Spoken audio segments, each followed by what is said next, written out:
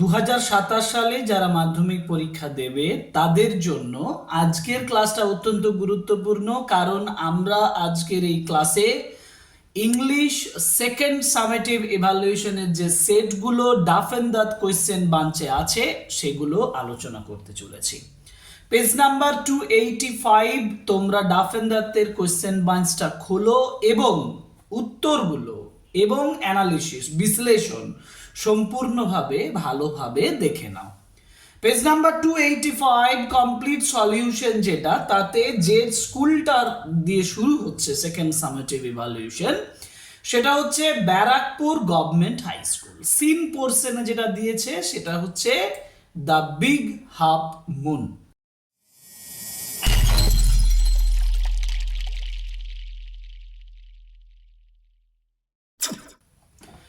Big half moon এই টেক্সটটা থেকে আমাদের সিন পোর্শনটা দেওয়া হয়েছে। তো প্রথমে যে কোশ্চেনটা দিয়েছে সেটা একটু দেখে নিই। আচ্ছা, আরেকটা কথা বলি, দ্য বিগ হাফ মুন এই টেক্সটটা মানে আওয়ার রানঅ্যাওয়ে কাইট, আমি বারবার বিগ হাফ মুন বলে যাচ্ছি, অ্যাকচুয়ালি আওয়ার রানঅ্যাওয়ে কাইট এই টেক্সটটার নাম। এই টেক্সটটা থেকেই কিন্তু এবছর 2026-এর মাধ্যমিক কোয়েশ্চেন হয়েছে, কিন্তু তবুও আমাকে সেকেন্ড সামেটিভ ইভ্যালুয়েশনের জন্য এই টেক্সটটা করে নিতে হবে। আনইম্পর্টেন্ট হলেও কোয়েশ্চেন আনসারগুলো আমরা কিন্তু এই সেটগুলোতে যেগুলো দেওয়া আছে সেগুলো করব। যেমন in summer the big half moon is always lovely, option C. Back on the island, Claude and the narrator made plenty of kites. Options D. এখানে D হচ্ছে envelopes আছে, D নয়, kites আছে C তে, তাহলে এটা C হবে।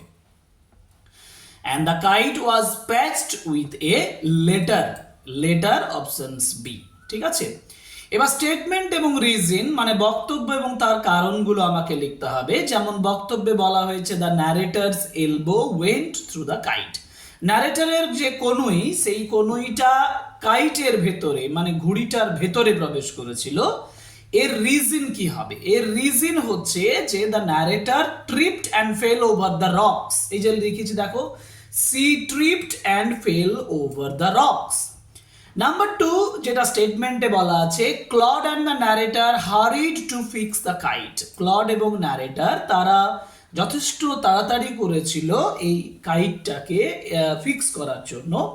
তো এটা রিজন হচ্ছে they wanted to fly it, they wanted to send it in the sky before the wind fell. They wanted to fly it before the wind fell, বাতাস পড়ে যাওয়ার আগেই তারা চেয়েছিল এটাকে ওড়াতে। নেক্সট আছে the kite soar, SOARED, soar মানে হচ্ছে আকাশে ভেসে বেড়ানো। অর্থাৎ দ্য কাইট যখন সোর করছে, কেন না the wind was strong and glorious, কারণ বাতাসটা ছিল যথেষ্ট স্ট্রং এবং যথেষ্ট গ্লোরিয়াস। ওকে, নেক্সট কোয়েশ্চেন মানে হচ্ছে কোয়েশ্চেন নাম্বার 2। দেখো, once I crept in an oak wood মানে হচ্ছে মাই ওন ট্রু ফ্যামিলি থেকে এই কোয়েশ্চেনগুলো দেওয়া আছে। ফার্স্ট আমার কাজ হবে এমসিকিউ গুলো করা। First MCQ, the poet entered into the forest of oaks, options A. এই যে দেখো oaks. The poet was looking for a stag মানে হচ্ছে male deer. And as the omen began cackling, the poet began to quack মানে tremble.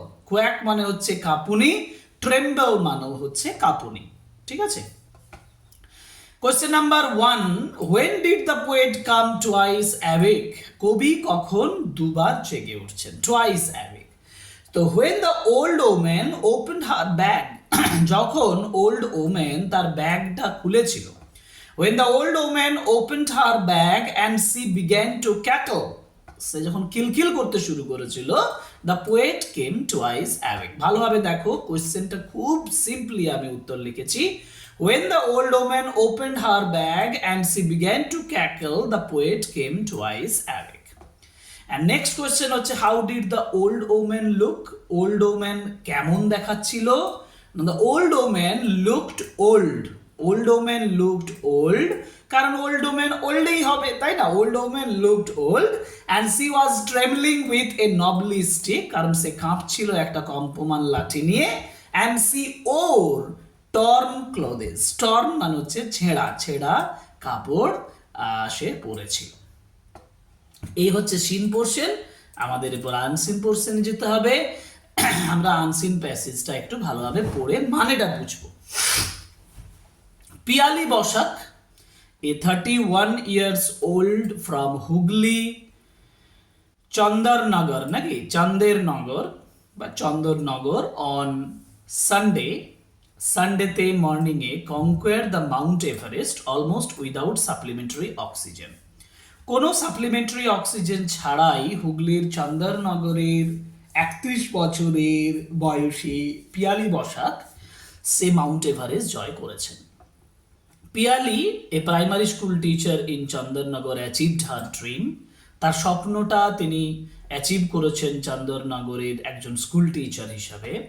After hundreds of people across Bengal joined hands to raise fund, যখন শত শত মানুষ এই বাংলার তারা ফান্ড তৈরি করেছিলেন ফর আর সামিট, সেই চূড়াতে যাওয়ার জন্য, থ্রু ক্রাউড ফান্ডিং, জনতার ফান্ডিং এর মাধ্যমে, ফর ওভার এ মান্থ, এক মাসের উপরে। Piyali has earlier also conquer mount Dhaulagiri, mount ধবলগিরিও তিনি কনকোয়ার করেছিলেন, জয় করেছিলেন in Nepal without supplementary oxygen last year, গত বছরে সাপ্লিমেন্টারি অক্সিজেন বাদ দিয়েই। We are really proud of the news that Piyali has climbed mount Everest. আমরা খুব গর্বিত এটা জেনে যে পিয়ালি মাউন্ট এভারেস্ট জয় করেছে, চড়েছে।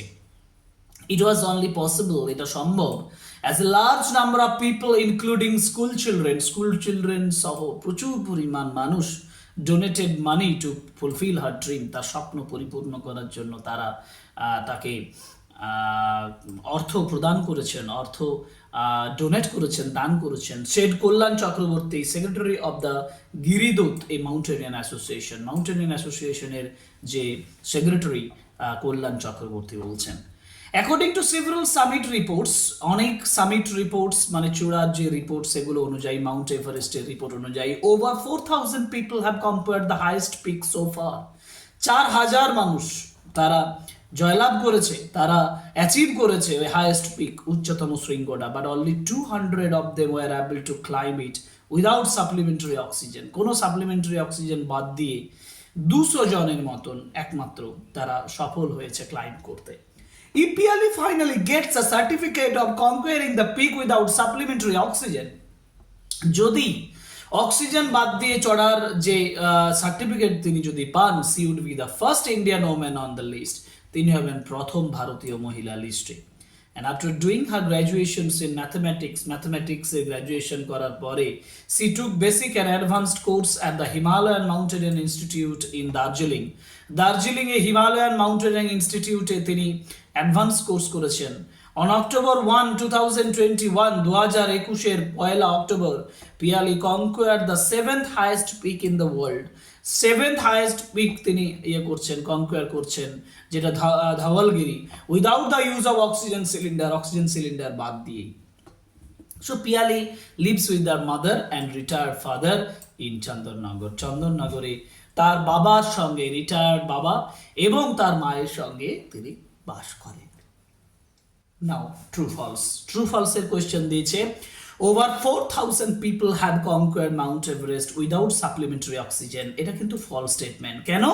কারণ সাপ্লিমেন্টারি অক্সিজেন বাদ দিয়ে 200। এই যে দেখো সাপোর্টিং স্টেটমেন্ট লিখে দিয়েছি, have conquered the highest peak so far but only 200 of them were able to climb it without supplementary oxygen. Piali Boshak is a primary school teacher in Chandanagar in Howrah. এটা কথাটা হচ্ছে চন্দরনগর, হুগলি বলেছে, হাওড়া নয়। এই জায়গাটায় একটা তথ্য আছে, ভালোভাবে দেখো, হুগলিজ চন্দরনগর, তাহলে হাওড়া নয়, তাহলে এই জায়গার উপরে ডিপেন্ড করে আমাকে এটা ফলস করতে হচ্ছে। Supporting statement 31 years old from হুগলিজ চন্দরনগর, ঠিক আছে। And hundreds of people, including school students, donated money for the expeditions of Piali. Yes, this is true statement. A large number of people, including the school children, donated money. Okay, now MCQ questions. The Himalayan Mountain Institute is situated in এটা দার্জিলিং সঠিক উত্তর। Piyali Basak became graduate in mathematics, তার subject ছিল mathematics, okay. And the seventh highest peak of the world is Mount Dhavalgiri, options B is the right answer, okay. Unseen passage শেষ হলো, এবার আমার গ্রামারের পালা। গ্রামার বলেছে দেখো, PV Sindhu outclassed Mia Blichfeldt of Denmark to enter, এখানে করবে এন্টায়ার দ্য উইমেন্স সিগন্যাল ফাইনাল ড্যাশ সুইস ওপেন, এটা হবে in the Swiss Open super 3000 tournament on Sunday, okay. এখন এইখানটায় এই যে সুপার 300 টুর্নামেন্ট, এই জায়গাটা ইনের জায়গায় অনেকে অ্যাটও ব্যবহার করতে পারো, এটা নিয়ে একটা কনফিউশন রয়েছে, সেটা তোমরা কমেন্ট বক্সের মাধ্যমে আমাকে জানাবে যে তোমরা ইন করতে চাও না অ্যাড করতে চাও। At the Swiss Open super 300 টুর্নামেন্টের জায়গায় আমি মনে করি এটা ইন করাটাই বেটার হবে, ওকে।